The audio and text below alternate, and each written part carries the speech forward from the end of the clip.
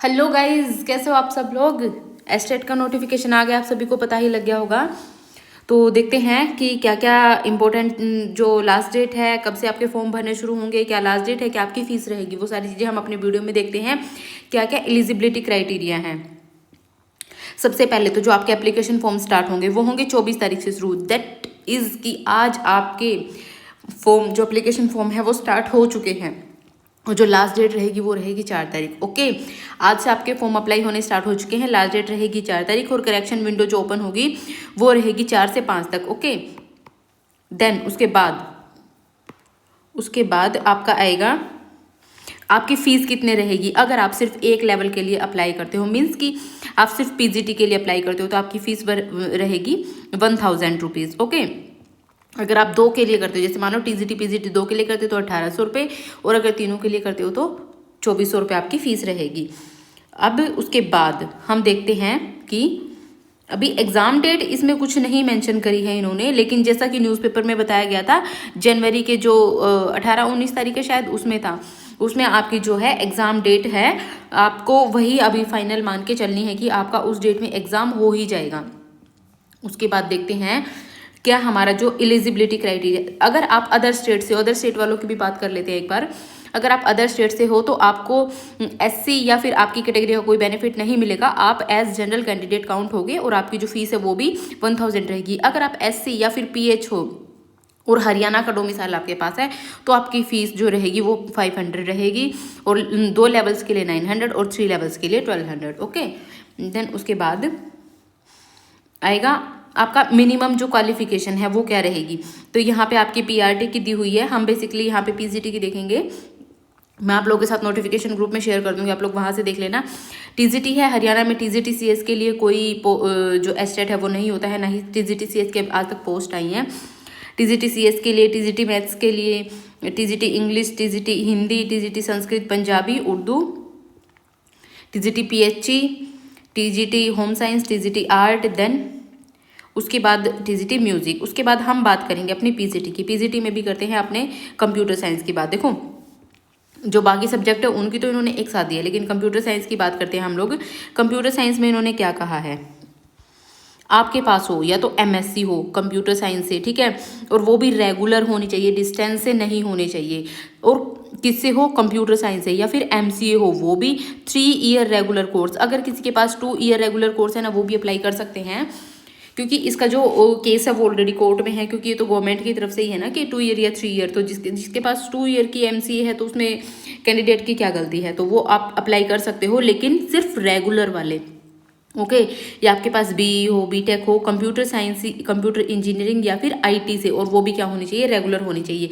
अब इसमें देखो कुछ लोग मेरे से पूछेंगे कि आईटी का एमएससी आईटी वो एलिजिबल नहीं है, यहाँ पे कहीं भी नहीं लिखा हुआ है, सिर्फ एमएससी सीएस से ही एलिजिबल है। और लेकिन बीटेक कंप्यूटर साइंस से हो, कंप्यूटर इंजीनियरिंग से हो, आईटी से हो, किसी भी सब्जेक्ट से हो, इन तीनों में से आपकी चलेगी। उसके बाद आपके एग्रीगेट मार्क्स कितने होने चाहिए उसमें, 55%, जिस भी डिग्री के बेसिस पे आप अप्लाई कर रहे हो। और आपका 10th लेवल तक आपने हिंदी भी पढ़ी हो, हिंदी पढ़ी हो या फिर संस्कृत पढ़ी हो, ठीक है। अगर 10th लेवल तक नहीं पढ़ी तो या फिर सीनियर सेकेंडरी में पढ़ी हो, या फिर पोस्ट ग्रेजुएशन में Hindi as one of main subject पढ़ी होनी चाहिए आपको। ये आपकी एमएस जो पीजीटी सीएस है उसके लिए एलिजिबिलिटी क्राइटेरिया रहेगा। देन उसके बाद हम देखते हैं देखो इन्होंने ना एक केस का भी मेंशन किया हुआ है,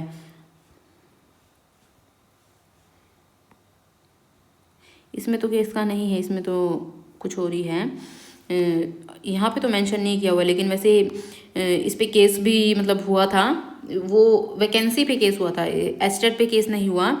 जो रिक्रूटमेंट आई थी हरियाणा में उस पर केस हुआ था कि बीएड को और मास्टर्स को आप मैंडेटरी करो, ठीक है। लेकिन एस्टेट के लिए अभी ऐसा कोई रूल नहीं इन्होंने दिखाया है, कुछ भी ऐसा नहीं एलिजिबिलिटी क्राइटेरिया दिया है। तो अभी के लिए आप जो मैंने बताया है वो अप्लाई कर सकते हैं। नेगेटिव मार्किंग इसमें आपकी नहीं रहती है, ठीक है, कोई भी नेगेटिव मार्किंग आपकी पीजीटी में या टीजीटी में, मतलब एस्टेट में ये नेगेटिव मार्किंग होती ही नहीं है। और पास होने के लिए आपको क्या चाहिए, जो हरियाणा के जनरल और ओबीसी के कैंडिडेट्स हैं उनको चाहिए पास होने के लिए 90 मार्क्स, ठीक है। और जो SC और PH कैंडिडेट्स हैं उनको चाहिए 82 मार्क्स, ओके। और जो आउट ऑफ हरियाणा के हैं, आउट ऑफ हरियाणा चाहे वो किसी भी कैटेगरी से हैं, उनको सभी को ही 90 मार्क्स चाहिए हैं पास होने के लिए। नेक्स्ट देखते हैं, देखो यहाँ पे लिखा भी हुआ है qualifying marks 60%, that is 90% for all categories except schedule caste और जो आपका PH कैंडिडेट्स है उनके अलावा। For schedule caste and differentially abled है जो उनकी है 55%, दैट इज 82। और for schedule caste and differentially abled challenge of other state के जो उनके लिए कितने चाहिए 90%। उसके बाद नेक्स्ट है कि आपका जो डेट ऑफ टेस्ट है will be mentioned after the due approval from state government. जो एग्ज़ाम की डेट है वो भी मेंशन नहीं करी है, इसमें ये कह रहे हैं कि हम एक बार स्टेट से अप्रूवल आ जाए तो हम क्या कर देंगे, आप लोगों को नोटिफाई कर देंगे। लेकिन न्यूज़पेपर में आया हुआ था कि जनवरी में आपका एग्ज़ाम बहुत जल्दी हो जाएगा। और जो लिंक है मैं आप लोगों के साथ शेयर कर दूँगी, आप इस लिंक पर जा करके अप्लाई STET के लिए कर सकते हो। उसके बाद नेक्स्ट है पेन एंड पेपर मोड रहेगा आपका, ऑनलाइन नहीं होता है। Pen and paper mode OMR based ही आपका एग्ज़ाम रहता है। बस यही हैं जो मेन पॉइंट्स हैं, बाकी तो इसके अलावा तो मुझे नहीं लगता कुछ भी है। और आप लोग अच्छे से तैयारी करो STET के लिए। देखो मैं सब्जेक्ट भी दिखा देती हूँ आपको, सिलेबस भी दिखा देती हूँ आपका, कंप्यूटर साइंस के लिए क्या सिलेबस रहेगा। देखो इस तरीके से आपका OMR बेस्ड है जो वो पेपर रहता है। सिलेबस भी इन्होंने दिया हुआ, Sanskrit subject specific, sociology, commerce, physics, chemistry, pol science, economics, computer science. ये तो इन्होंने सैम्पल क्वेश्चन दिए हुए हैं। Level 3 for post specific for PGT class 9 to 12, ठीक है। तो सिलेबस तो इन्होंने ऐसा कुछ मेंशन नहीं कर रखा है इस बार, पिछली बार तो सिलेबस दिया था, सैम्पल क्वेश्चन दे रखे हैं। ये सिलेबस इस बार इसमें साथ में अटैच नहीं है। अगर सिलेबस कहीं होगा तो मैं आपको ज़रूर, पहले मैंने एक वीडियो में शेयर किया था आप लोगों के साथ सिलेबस दिया था पिछली बार, तो अब की बार इन्होंने सिलेबस नहीं दिया है, पता नहीं क्यों नहीं दिया है। क्योंकि सिलेबस पे पिछली बार चैलेंज भी हुआ था कि इस तरीके से क्वेश्चन आप लोगों ने दिए हैं, सिलेबस से आउट ऑफ सिलेबस दे, तो फिर जो HBSC उन्हें ग्रेस मार्क्स देने पड़ गए थे। तो सिलेबस इस बार नहीं है, अगर बीच में आता है कहीं भी तो मैं आप लोगों के साथ ज़रूर शेयर करूँगी सिलेबस को, या फिर आप पिछले वाले सिलेबस को बेस मान करके अपना जो है तैयारी कर सकते हो। और उसके लिए हम लोगों ने ऑलरेडी अपने चैनल पे जो है सीरीज़ स्टार्ट कर रखी है STET के लिए। तो ठीक है गाइज़, यही है मेरी तरफ से तो इन्फॉर्मेशन। पिछली बार तो इन्होंने सिलेबस दिया था, आपकी बार सिलेबस नहीं दिया है, सिर्फ सैम्पल क्वेश्चन दे रखे हैं, ठीक है। देखो इन्होंने सिर्फ सैम्पल क्वेश्चन दिए हैं 9 to 12 इस तरीके से। तो ठीक है गाइज, ओके बाय बाय। ये हरियाणा GK दे रखा है, ये सब तो देखो मैं आपको बता देती हूँ एग्ज़ाम पैटर्न क्या रहता है इसमें। एग्ज़ाम पैटर्न रहेगा ना जो, वो रहेगा 150 मार्क्स का होता है आपका एग्ज़ाम, ठीक है। उसमें जो आपका रहेगा 60 मार्क्स का तो आपका रहता है सब्जेक्ट, ठीक है। बाकी जो बच गया उसमें 30 नंबर की आती है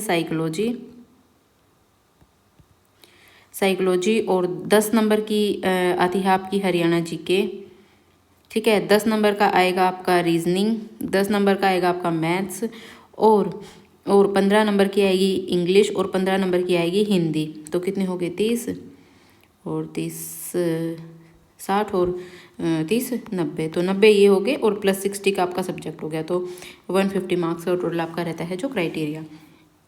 तो इस तरीके से आपके जो हैं क्वेश्चन रहते हैं। आपका ये हरियाणा GK रहता है, हिंदी इंग्लिश इस तरीके से आएंगे। इन्होंने सैम्पल क्वेश्चन दिए हैं भाई, इस बार सिलेबस नहीं दिया है। सिलेबस मुझे मिलेगा तो मैं आप लोगों के साथ ज़रूर शेयर करूँगी। तब तक के लिए bye bye guys, take care, और अच्छे से अपनी तैयारी करो।